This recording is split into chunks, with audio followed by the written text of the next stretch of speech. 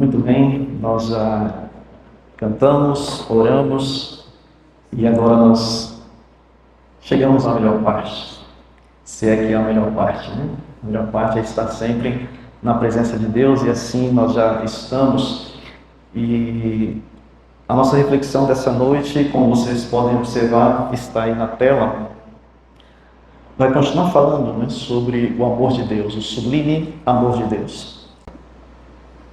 Quando olhamos para essa figura, Jesus sentado em uma colina, com um sorriso nos lábios, um sublime sorriso, abraçando duas crianças também, sorrindo, um cordeirinho com a cabeça ali sobre o seu joelho. Lá ao fundo, uma montanha, alguns pássaros voando, à frente algumas flores, certamente exalando o bom perfume. Que passa em sua mente, em seu coração? Quais são as emoções que você sente? O que você imagina?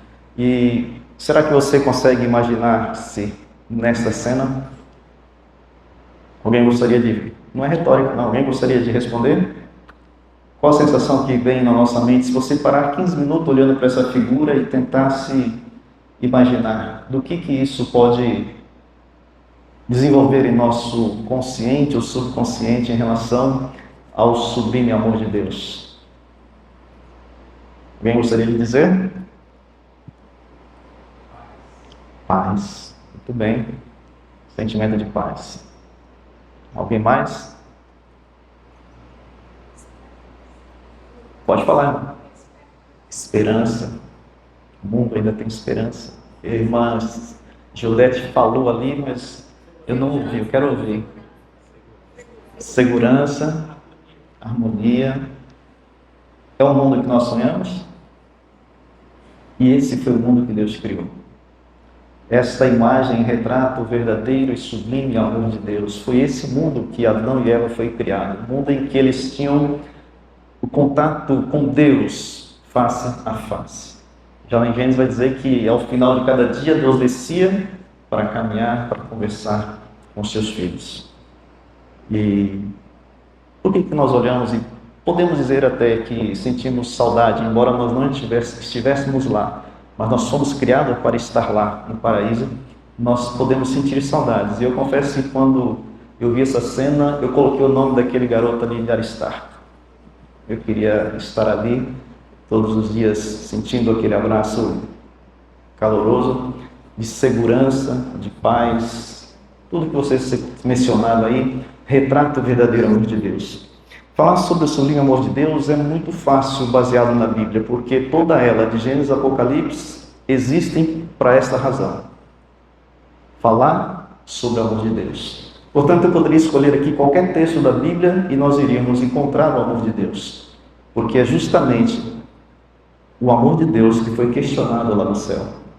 Aquele anjo que se rebelou, ele questionou o amor de Deus, e a razão de termos hoje a Bíblia em nossas mãos é para justamente nos mostrar que sim, Deus ainda é, continua sendo e sempre será amor. Então o texto que eu escolhi foi o de São João. Vamos ver Evangelho de São João, capítulo 3. Ler aqui, eu quero que você abra a sua Bíblia, se você está com ela ou aí no seu celular mesmo. Jesus instrui Nicodemos acerca do novo nascimento. Encontrou? Vamos lá? Ora, havia entre os fariseus um homem chamado Nicodemos, um dos principais dos judeus. Esse foi ter com Jesus de noite, dizendo-lhe: Rabi, sabemos que és mestre vindo de Deus, pois ninguém pode fazer estas coisas que tu fazes, se não estiver com ele, com Deus. Respondeu-lhe Jesus, a resposta bem conhecida por nós, né? Em verdade te digo que se alguém não nascer de novo, não pode ver o reino de Deus. Perguntou-lhe Nicodemos: como pode um homem nascer sendo velho? Porventura pode tornar a entrar ao ventre de sua mãe e nascer? Mais uma vez Jesus responde: em verdade te digo que se alguém não nascer da água e do Espírito, não pode entrar no reino de Deus. Que é nascido da carne é carne, que é nascido do Espírito é Espírito. Não te admires que eu te haver dito, necessário vos é nascer de novo. O vento sopra onde quer, e as aves, e ouves a sua voz, mas não sabes de onde vem nem para onde vais. Assim é todo aquele que é nascido do Espírito. E perguntou-lhe Nicodemos de novo, como pode ser isso? Respondeu-lhe Jesus, tu és mestre em Israel, e não entende essas coisas?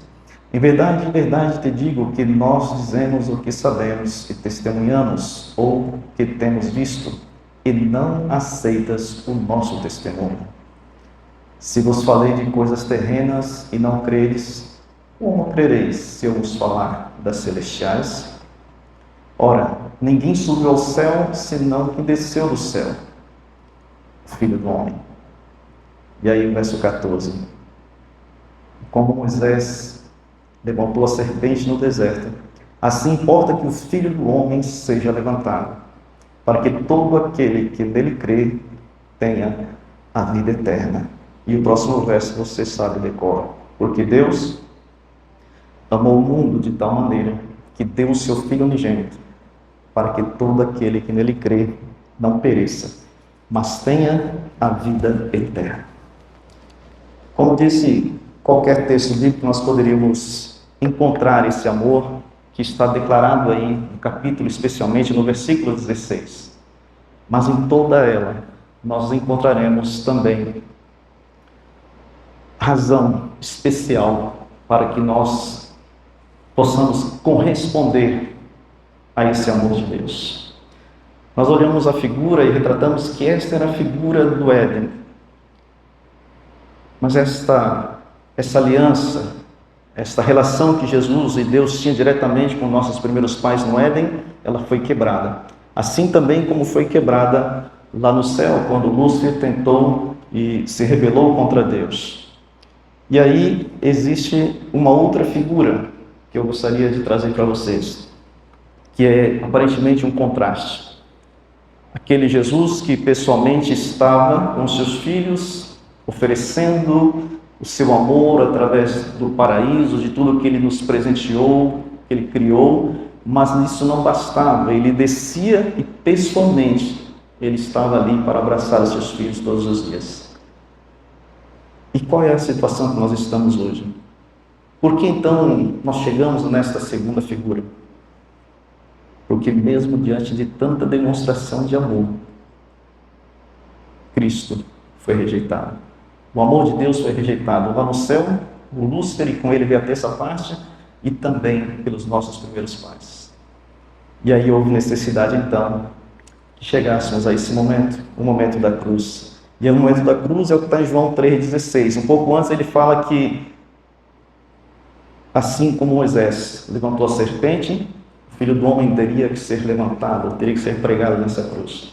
E esta é a razão pela qual nós precisamos olhar para esta figura e entender, nós já o rejeitamos uma vez, quando não tinha necessidade de cruz, mas ele ainda nos dá uma segunda chance, agora através da cruz.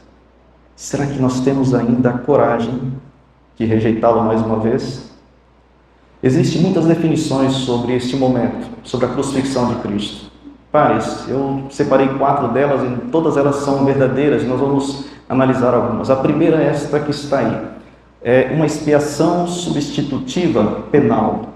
Ou seja, por que Cristo morreu na cruz? Porque quem deveria estar lá era eu e você. Era nós. O salário do pecado, mas o dom gratuito de Deus é a vida eterna. Então, a primeira noção que eu preciso ter quando olho para essa figura é que eu deveria estar ali.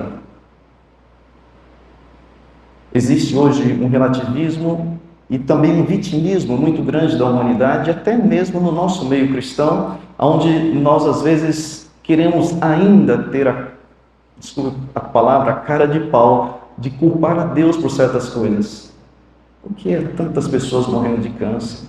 Porque as drogas, como o relato do irmão trouxe ali agora, está dominando, as facções dominando a nossa cidade, Por que tanta violência? Por que tantos desastres, enchentes, terremotos? Por que tanta miséria ainda acontece neste planeta? Onde está Deus? Às vezes alguns perguntam.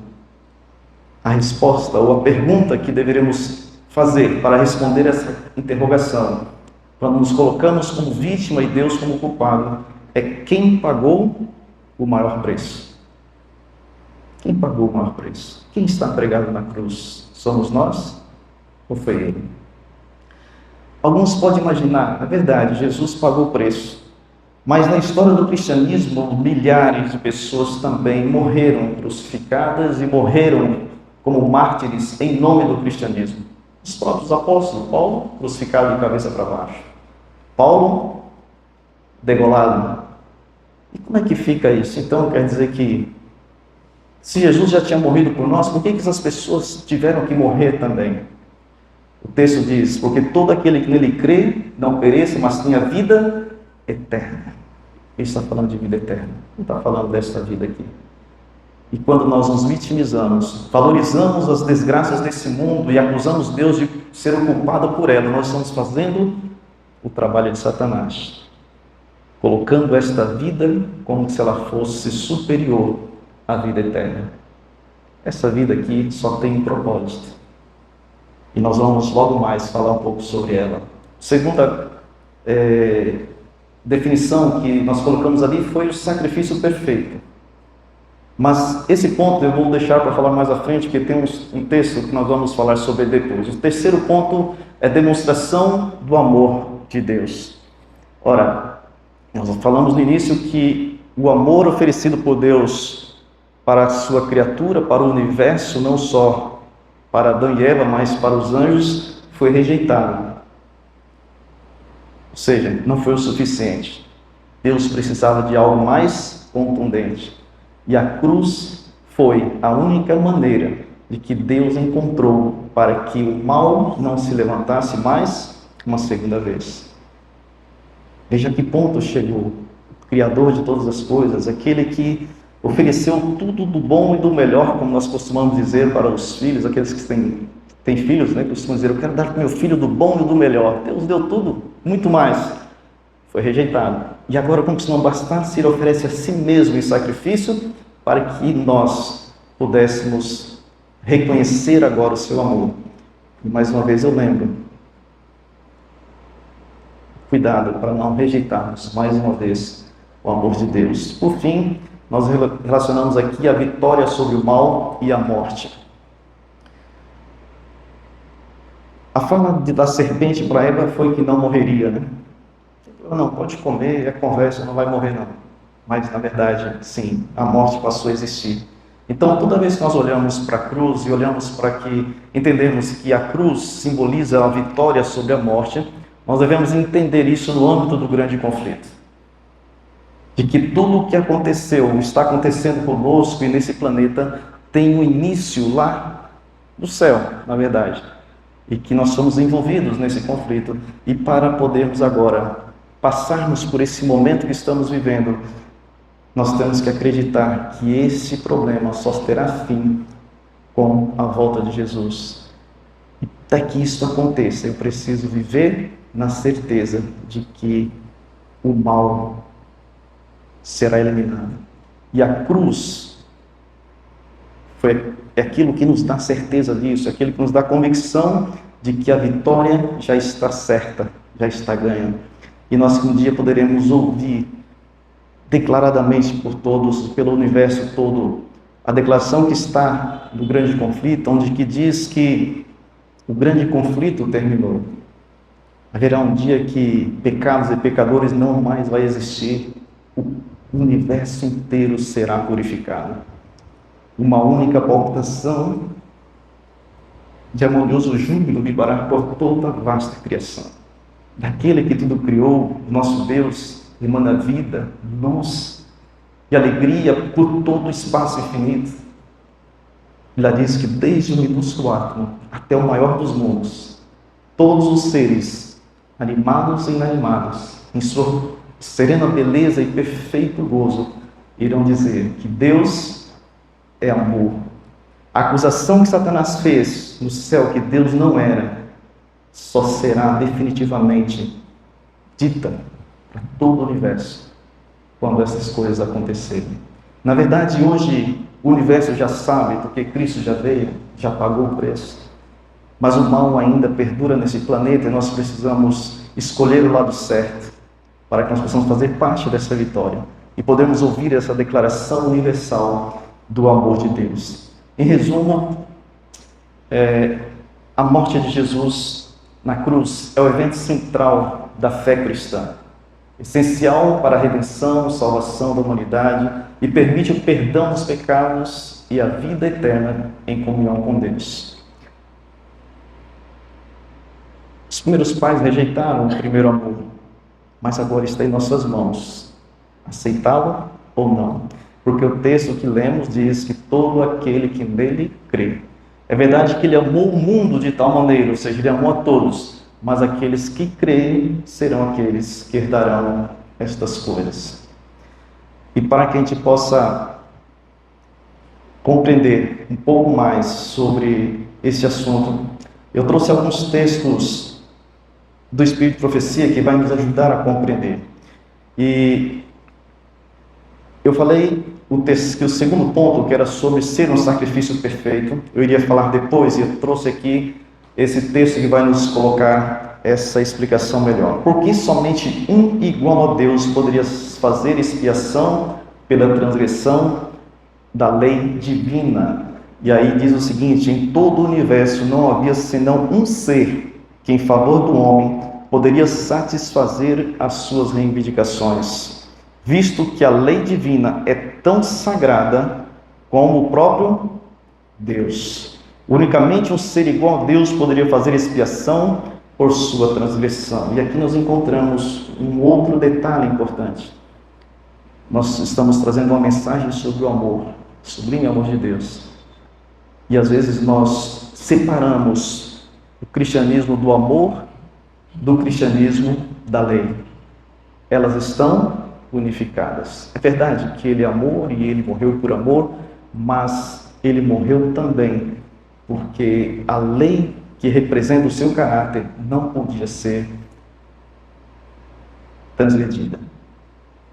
E para que houvesse redenção daqueles que pecaram, havia necessidade de um sacrifício perfeito, e o único perfeito era Cristo. O Espírito você vai trazer que quando Deus trouxe aos anjos o plano da redenção, alguns anjos se ofereceram, eles não podiam imaginar Jesus passando pela morte. Só que um anjo não poderia fazer o que Jesus fez, somente ele, o próprio Deus. Porque dessa forma, o universo inteiro saberia que Deus é amor, que ele morreu para nos salvar. Eu queria ler com vocês agora Gênesis 3 e o versículo 15, é outro texto também bem conhecido, que vai nos dar um parâmetro da importância deste momento e da vitória. Aqui é um texto que você já conhece também, que diz assim, porém inimizade entre ti e a mulher, e entre a tua descendência e a sua descendência. Esta lhe ferirá o calcanhar, e a tu lhe ferirás a cabeça, ela lhe ferirás a cabeça, e tu lhe ferirás ao calcanhar.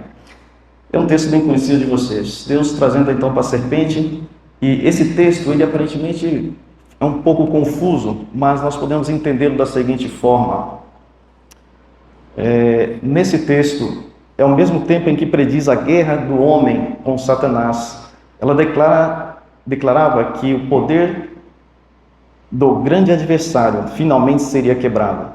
Posto que devesse sofrer pelo poder de seu forte adversário, poderiam olhar para o futuro e para a vitória final. A cabeça da serpente seria esmagada. Haveria sim um período de luta entre Satanás e a raça humana, mas Deus estava dizendo aqui para Adão e para Eva é que eles poderiam confiar, e se eles aceitassem a Cristo como seu Salvador, haveria a chance de se reconciliar com Deus. E então foi oferecido a eles um período de graça. Por que foi concedido então um período de graça? E Deus então enviou os seus anjos. Ali diz que anjos celestiais, de maneira mais ampla, patentearam os nossos primeiros pais o plano que fora concedido para a salvação. Afirmou-se Adão e a sua companheira que, apesar de seu grande pecado, não seriam eles abandonados ao domínio de Satanás. E essa parte eu coloquei em destaque aqui porque diz assim, um período de graça lhe seria concedido. E mediante o arrependimento e a fé em Cristo, poderiam de novo tornar-se o quê? Filhos de Deus. Um período de graça. Você já ouviu a expressão da porta da graça, né? Que um dia a porta da graça vai se fechar. E é real e é verdade. Nós estamos nesse período de graça, desde Adão até nós. E eu achei interessante isso aqui. Diz que somente através do arrependimento, da fé em Jesus, nós poderemos de novo ser chamados filhos de Deus. Isso deixa algo bem claro, que o pecado nos separa de nosso Pai. E ao nos separar do nosso Pai, só resta uma chance para que eu volte a ser chamado filho de Deus. Para que eu volte para a primeira imagem que nós mostramos, a tê-lo de fato como nosso Pai. É através do arrependimento e da fé em nosso Deus. Diante disso, Deus ele também instituiu um sacrifício. Ele instituiu o sacrifício de cordeiros. E aí, qual era o propósito desse sistema sacrificial? O propósito do sistema sacrificial foi planejado por Cristo e dado a Adão como típico de um Salvador por vir. Eles sabiam que aquele cordeiro que seria imolado era um representante, era um típico do tipo daquele que viria futuramente. E esse próximo texto, ele é um dos textos que me emociona muito, porque ele nos leva a imaginar a cena de Adão. Diz que para Adão, a oferta do primeiro sacrifício foi uma cerimônia dolorosíssima. Sua mão deveria erguer-se para tirar a vida, a qual unicamente Deus poderia dar. Foi a primeira vez que testemunhava a morte e sabia que se ele tivesse sido obediente a Deus, não teria havido morte de homem e nem de animal. E ao matar o inocente vítima, tremeu com o pensamento de que seu pecado deveria derramar o sangue do Imaculado Cordeiro de Deus. Aquele que caminhava com ele no jardim deveria agora ser imolado. Cada cordeirinho que era sacrificado, eles tinham esta certeza de que o Filho de Deus viria morrer por eles. Esta é uma forma didática que Deus deixou para que o ser humano reconhecesse o seu verdadeiro amor. E a cada momento de construir um altar, eles tinham essa oportunidade de se arrepender verdadeiramente. E ao momento em que ele ensina de que era Jesus que viria, ele quer ensinar também que, através do sacrifício daquele cordeiro, nós deveríamos ter repulsa pelo pecado. Porque isso deveria lembrar Adão quem estaria morrendo em seu lugar. Toda vez que nós olhamos para a figura da cruz, Jesus pregado ali, é algo que deve levar a nossa consciência, porque é o nosso pecado que está pregando ele.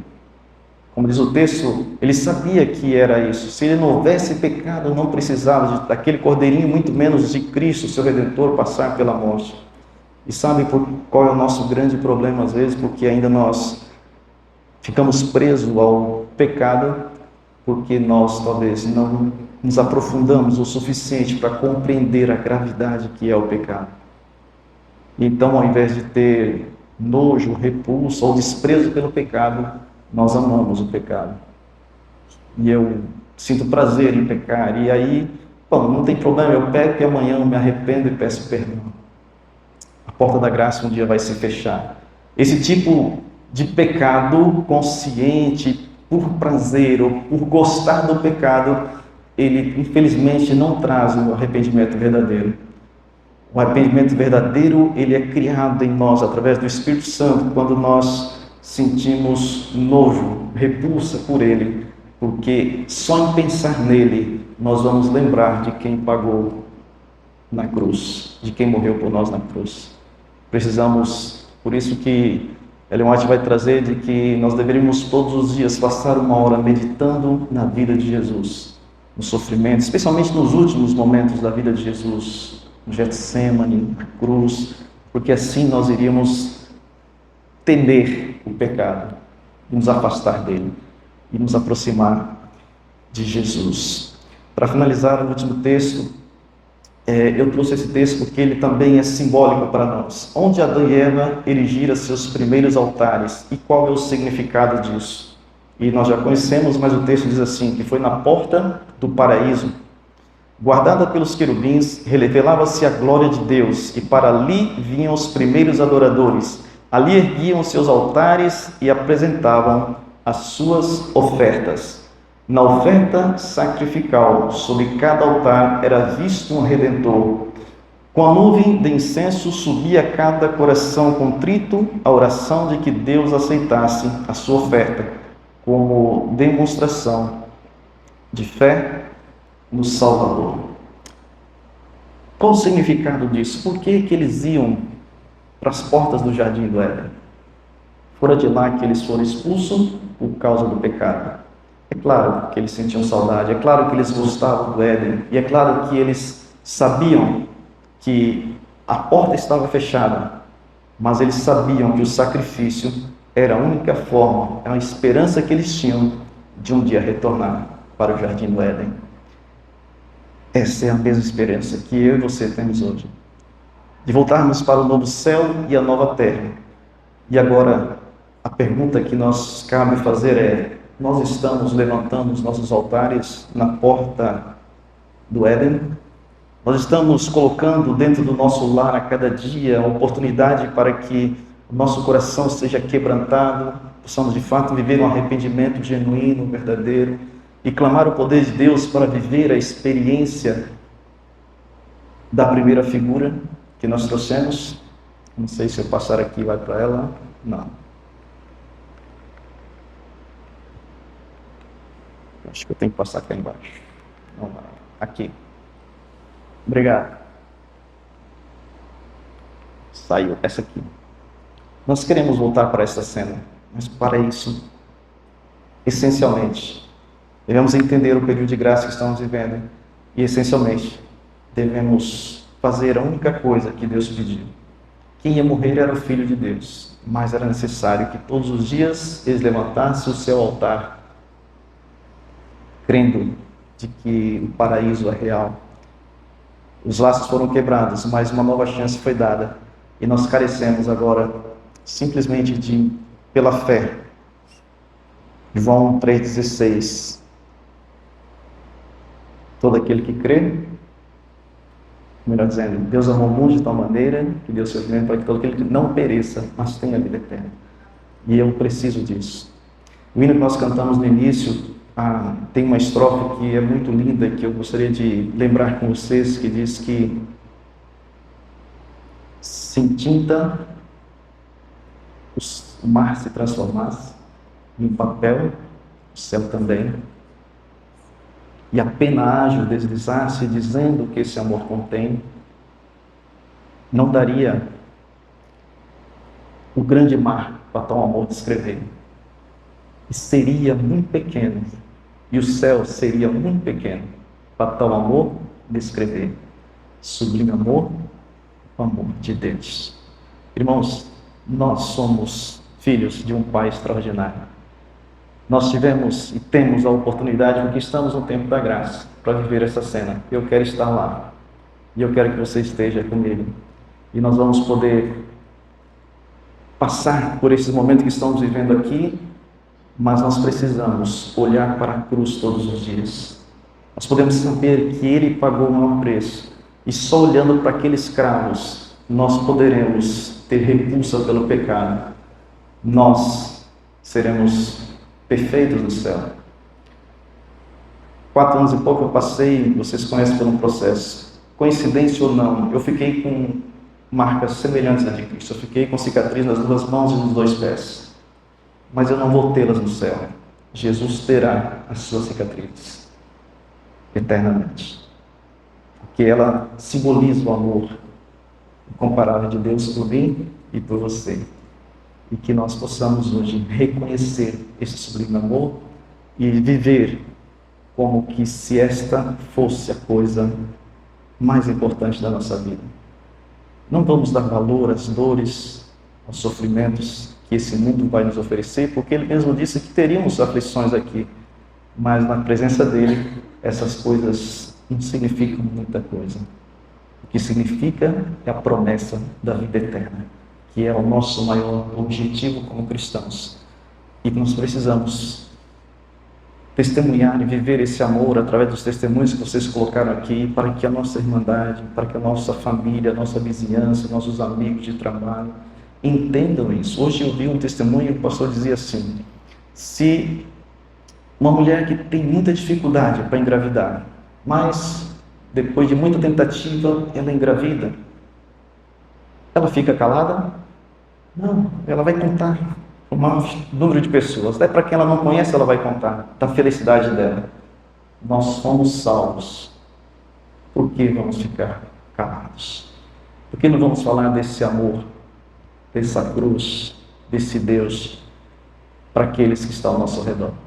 E ao falarmos isso, nós iremos somar para o reino de Deus o maior número de pessoas. Mas nós só vamos falar daquilo que nós estamos vivendo, se nós somos salvos de fato ou se nós somos crentes, frequentadores de igreja.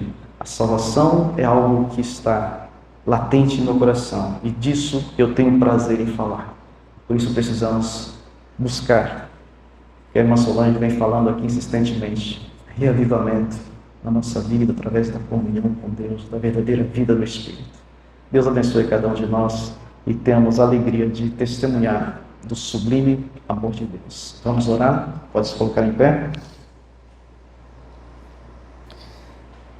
Nosso Deus querido, obrigado, Pai, pela oportunidade mais uma vez de abrir a Tua Palavra e nela está desenhado em todas as letras o Teu amor. Não nos deixe rejeitá-lo mais uma vez, Pai. Nos ajude a esquecermos de nós mesmos, das vaidades, das presunções, dos problemas que essa vida traz para nós, e entendermos que elas são apenas um momento de preparo para a eternidade. Nós queremos o céu, nós queremos voltar para o jardim do Éden, para o novo céu, para a nova terra, mas às vezes nós queremos queimar etapas. Nos ajude a passar por cada uma delas de forma que o nosso caráter seja moldado à semelhança de Cristo. Nos leve em paz para os nossos lares nesta noite, nos traga no próximo sábado, abençoe a família de cada um aqui, que possamos ser e levantar altares todos os dias em nossos lares, para ser um testemunho vivo da Tua presença onde estivermos. Peço uma bênção especial ao Luciano que está conosco nesta noite, que o seu coração possa ser aquecido pelo Teu Espírito e que ele volte aos braços do Pai antes que seja tarde demais. Nós oramos gratos em nome de Jesus. Amém.